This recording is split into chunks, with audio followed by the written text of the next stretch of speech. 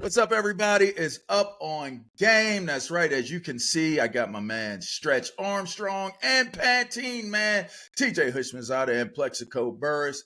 Yeah, we're coming to you one day, maybe 1-2 topics a day with Up on Game on the podcast. So make sure you subscribe and check out what we're talking about. Today's topics: a Monday night game, a big one between the LA Chargers and the Dallas Cowboys.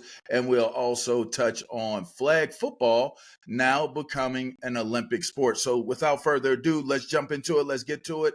Fellas, tonight's game between the Chargers and the Cowboys, I believe, is a super big game that will be telling of both of these franchises and teams. For one side, you got Dak Prescott, comes off of a rough week last week against the 49ers.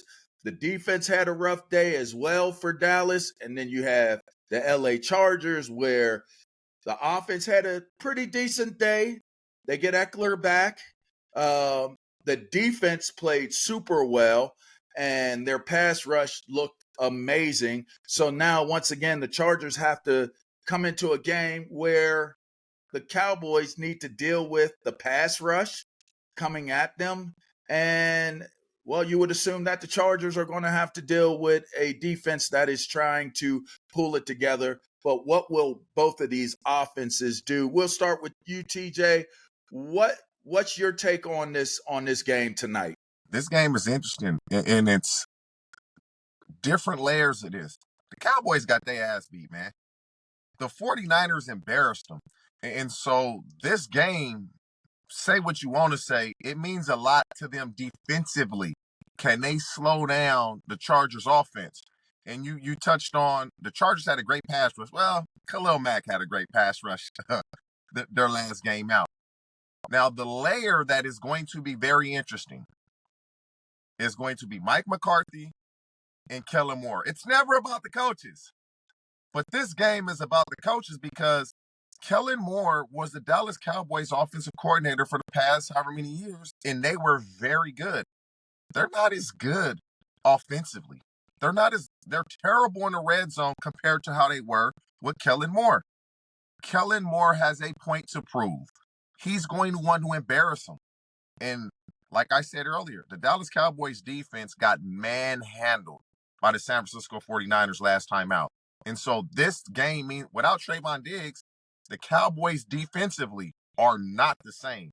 And so I'm really intrigued upon how Kellen Moore looks to attack the Cowboys. He understands what they want to do on defense. He understands their players. And in essence, Mike McCarthy had him fired. And they'll say, oh, he wanted to move on. But Mike McCarthy didn't want him on that team anymore. He had him fired. So I'm really looking forward to that matchup between McCarthy and Kellen Moore, although they're on the same side of the ball and they won't go against each other, but it'll be a friendly, maybe not even a friendly competition, a great way to kind of your mind versus my mind. I mean, obviously there are a few, storylines, for this game tonight, being played on Monday night. I think one stands out for me is like, what state are the Dallas Cowboys in, offensively and defensively?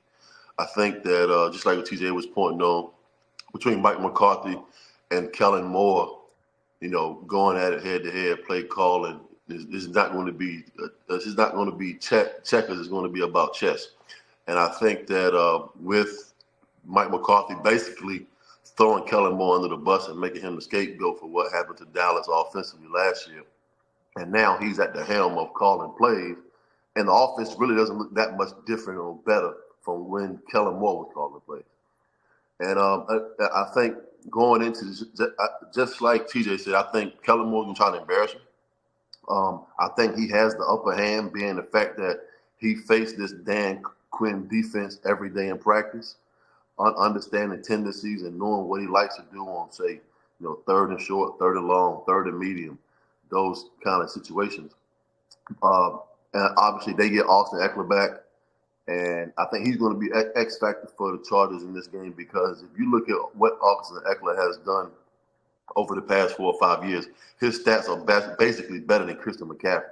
There's just nobody's talking about it because of obviously San Francisco is one of the great teams in this league. But I think Austin Eckler is going to, add more offense to this already explosive offense. And I just want to see if the Dallas Cowboys can go out and slow down this offense, because I don't think that they can afford to have another 30 burger put on them by another team. Defensively, being that they came into the season as being ranked as one of the best defenses in the league. So what happens? What happens if Dallas, because it seems like you guys are Dallas heavy right now, and it seems like y'all leaning towards the LA Chargers that have a night. They are at home tonight. What does this mean for Dallas if they lose this game and they lose it back to back? Because this would be two of the best teams that they've played. yeah, if they lose, I really think the Chargers are going to beat them by 2 touchdowns, by 14 points. I think it's going to be that lopsided, and the fact that Dallas is going into a bye. And trust me, you do not want to be on this roster and on this team for 2 weeks with the media and everybody, the way that they are on Dak Prescott and on Dallas. And for me, offensively for the Cowboys, where are the Cowboys going to generate offense outside of CeeDee Lamb? We saw last week against San Francisco 49ers. They are going to double CeeDee Lamb.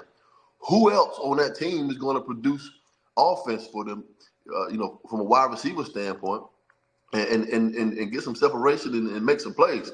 So that's what I want to see from the Dallas Cowboys. Who is going to produce offensively other than CeeDee Lamb, and can this defense slow down this Charger offense? I also like the Chargers. You spoke on this. So Dallas is coming out of a bye. I mean, Dallas is going into a bye. The Chargers are coming out of a bye. And so they've had 2 weeks to prepare for the Cowboys. And Justin Herbert is a far better quarterback than Dak Prescott. He's a much better quarterback. And so I like the Chargers as well. And I also truly believe Kellen Moore is a better play caller than Mike McCarthy. That's just what it is. Mike McCarthy felt threatened that Kellen Moore was looking over his shoulder. So in essence, he blamed him for the offense's lack of success, got rid of him, and that offense isn't as good. And so the Cowboys, after they got embarrassed, they don't come out and play. This is the NFL, man. Everybody comes out and plays hard. Everybody has good players. But they just outgunned, man. Like, defensively, they'll present problems because they're really athletic up front and they're very good up front. But when you have Justin Herbert on your team, you always have an advantage. 99% of the teams you play, you have an advantage. Keenan Allen, who gonna guard him? Who guarding Keenan Allen? And then Plex made a great point. Austin Eckler may be the most underrated back in the league. He led the team in catches last year. He's underrated. I didn't even know he had better stats than Christian McCaffrey, and everybody is touting Christian McCaffrey as the best back in the league. So getting Eckler back, I wouldn't go as far as saying 2 touchdowns, but I like the Chargers to win this game for sure. See, I am putting it on Dallas's defense. I think Dan Quinn will bounce back with a dope defensive of game plan for this Chargers team. Everybody isn't going to have Kellen Moore isn't as good as Kyle Shanahan at dialing up plays. He's not on that level, and I don't think that the Chargers are on the level of the San Francisco 49ers, even though we just saw the Niners take it on the chin from the Cleveland Browns. As y'all both as AFC North guys stated North so clearly in our chat. Hey, they were tapping them boys out. That physicality is on a different level, man. I think teams are out here trying to play more physical these days, and it was very present yesterday. It was very present in that 49ers Dallas Cowboys game. I would not be surprised if we see a very, very physical game from both defenses, but I really believe that Dallas will answer the call. I think they will. They will have to get caught in man defenses at times, because what we're also seeing is a lot of pressure. You're seeing a lot of overloading of offensive fronts by the defense, because they're figuring out you can't sit back in coverage in this type of league. You can't sit back. you got to take your chance. Go, man. You gotta rush them, and you got to overload, and you got to hope that you got enough guys that one of those guys are going to come free because somebody else is getting doubled, or the way they roll the scheme of blocking, somebody's going to come free from the overload just on a numbers game. So I believe Dan Quinn has that type of understanding. While I do believe that Herbert is the better of the two quarterbacks, I think he's going to have the harder of a night between the defenses and the schemes that are going to be seen. I look at Dallas to have a bounce back game, and not only for the simple fact that I think they're a better team. I do think they're a better team than the Where LA are they better at, LaVar? Chargers. If you go position, I think they're better up front. I think they're better up front on both sides of the ball. I think they're better up front. That's what I think. Now, I'll give you that. if we go by now, position, I'm gonna give y'all skill positions. You say they're better up front.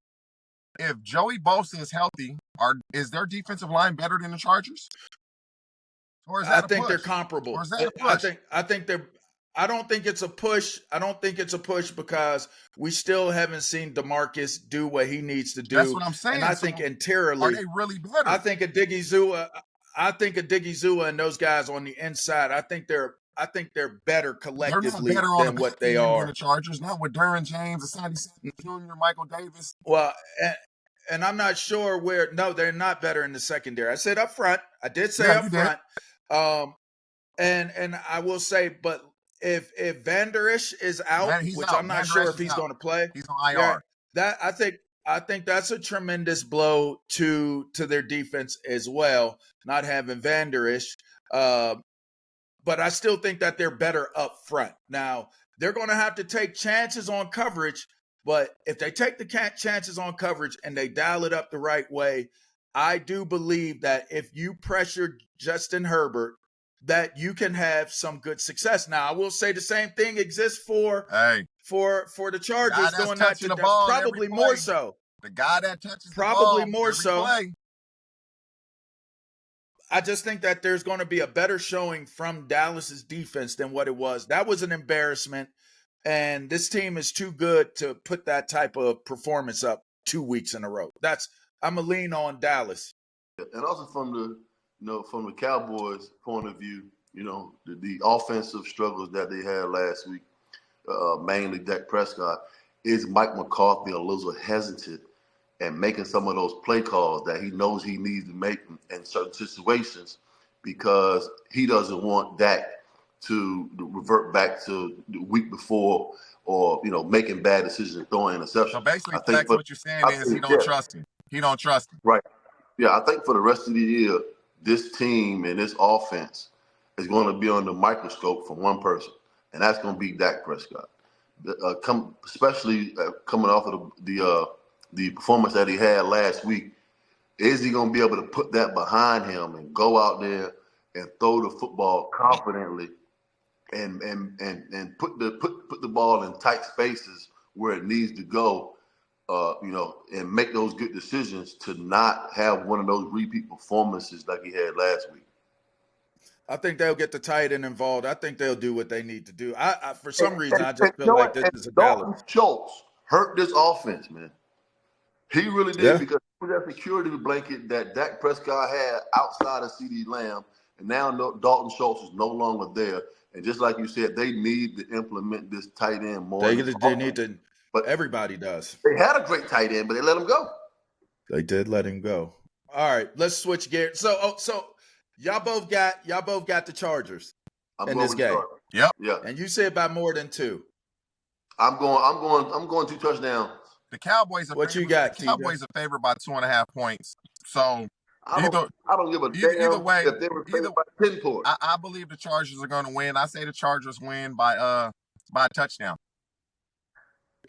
All right. I think Dallas is going to cover. I think they're going to win by more than 2. Nah. So I'm going to lay the points with Dallas on this one. Nah. All right. Well, let's see how that works out. Gentlemen, a large announcement came out. The Olympics have accepted and added to the list of games flag football. Now, I think this is pretty cool because, one, women and men get to compete doing it. And two, it's our sport. It's a sport that America created. It's an American sport, and we get an opportunity to showcase our skill. Now, the first thing I thought about, and I saw Tariq Hill chime in on this as well. First thing I thought about is a dream team for the guys. That's the first thing I thought about. Like you get Justin Jefferson, you get Tariq Hill, you get Chase, Jamar Chase, you get Joe Burrow, who who who else is out there, that Patrick Mahomes, like you get them, Travis Kelce, who is going to even challenge what we had? I think it'll be more competitive with the women because flag has been spreading through the Even world. the men. Even the men. Do you think that the men could stand up to that type of talent if the NFL guys, the pro guys, decide to put together a team? I don't think there's no way. It's a no way different in ball hell. game, man. It's not the same sport. It's a different sport, so to speak. Just the rules. And you gotta understand, people have been playing flag football across the world for a while now. Their whole life. Their whole life. It's a different ball game. You said it's a different sport. Can you imagine trying to get Tyreek Hill's flag? Hey, that ain't happening, bro. What they gonna do is just you play them off, or you rush the quarterback. Like you can rush the quarterback. What rules? Will they go by the U.S. flag rules? Like I don't know exactly the rules of flag football, but I'm gonna learn them. I don't know what rules, but if you give these dudes a little bit of space, you're not going to catch them. You're not going to catch them. You're not going to catch up to them. This come at a perfect time because I'm starting my flag league in January, and so I'm gonna be all the way in on flag football, all the way in. So once we start January, I'm gonna know the rules inside out. But for the guys, this is so cool because you just spoke of Tyreek Hill. Like guys that are in the NFL can literally do what guys in the NBA are doing and say, "Hey, I want to win a gold medal, man.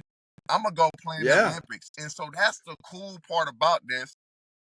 I'll be, I think, 48. I think I'm a little too old to try to get out there and run around. My back probably gonna go out in the first 2 minutes, so that disqualifies myself. But you could get you some. Imagine, I think Aaron Rodgers could be in the Olympics. Why not? Why not? I don't think the NFL players would be able to play in the Olympics just because of the timing of it. Why not? Because it's in the middle of July and August. Training camp. Unless you get in, unless they're gonna let you leave. Let them dudes go. Let them dudes go win a gold medal. Ain't no team gonna do that. Ain't no team going. So what are the age groups? Are they like kids or just for adults? No, this is adults. This is the Olympics. If you're a kid and you're good enough, if you qualify, right? If you qualify for the team, you qualify for the team. It's no different. Like there's no rule saying you got to be in college to be the Olympian. Like this isn't like before the Dream Team. LaVar, is what you said. You got Tyreek Hill at one receiver. You got. Come on, man. Come on. Come on, man. Justin Jefferson, Jamar Chase. Come on, man. But who's doing the high? Devontae Adams. Come on, man. Travis Kelce. I mean, come on. Who are you putting? Pacheco, McCaffrey at running back. Alvin Kamara at running back. Bijan Robinson at running back. Come on, man. Who's gonna run with them? So from a committee standpoint, I'm watching. From a committee standpoint, who's hiring the coaches? I don't know. That's the biggest thing. You got to get these coaches that really know the roles. But here's what I'm gonna tell y'all. The NFL, and you know this, TJ, because it's probably why you're doing flag too. The NFL has pushed so hard 1,000% for flag football. The NFL has supported flag so much. I guarantee you, don't be surprised if they allow an exception for these guys to be able to go participate in the Olympics as pro players to go compete for a gold medal. Great point. The NFL has pushed flag football for years. It's starting now to come to the forefront. And I'm getting involved because my son plays flag football. I enjoy it. It's fun. And we're just talking the men.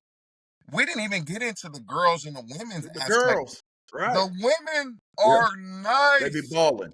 They be are balling. so good at flag football. They It's be balling. crazy. And now, Yeah. when you talk flag football, for the women's perspective, this gets really competitive because they're very I think good there was a world championship. There was a world championship, and America didn't win. Mexico won it. I don't think we won. Mexico be balling. And They be so balling. I'm truly looking forward to this because everybody now gets introduced, as what you said, to our sport. And it's the greatest sport in the world to me, but I'm looking forward to this for the men and the women. It's going to be a great opportunity for both. All right. This is Up on Game.